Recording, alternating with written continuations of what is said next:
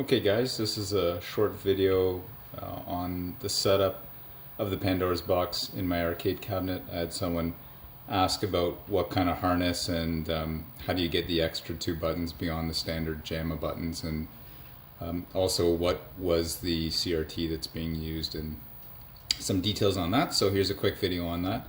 A lot of people call this harness a Chinese Jamma harness. Because it's kind of a special flavor of Jamma.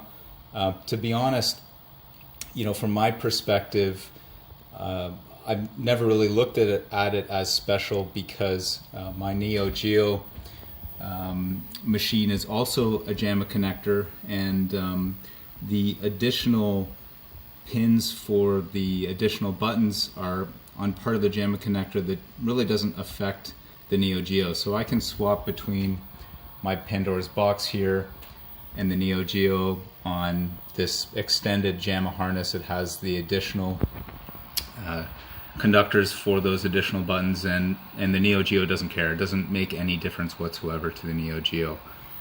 So when I got this cabinet, I removed the Jamma harness that was in there.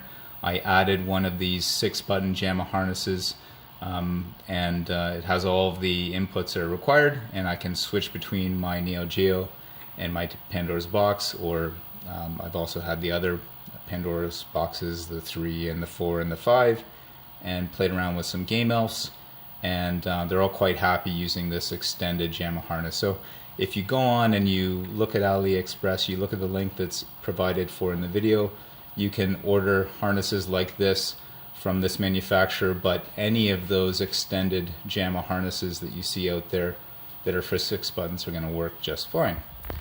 So let's go around to the back of the cabinet, and you can see here it's a Wells Gardner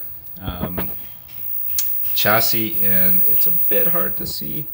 See if I can get the camera to focus. 1968752 is the number on the chassis there. It says manufactured 2002. I'm pretty sure the tube is pretty new. When I got this cabinet 5 years ago or so, I was told that they had dropped a new tube inside it, and so yeah, I do believe it is pretty new.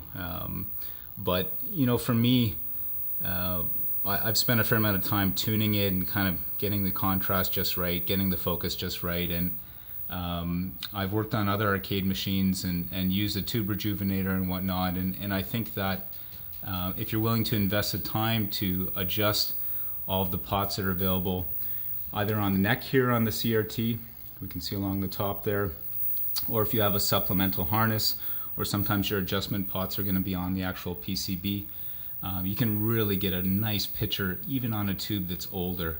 So yeah, anyhow, that's it. Let me know if you have further questions beyond that, and hopefully this was useful, and we'll see you next time. Thanks.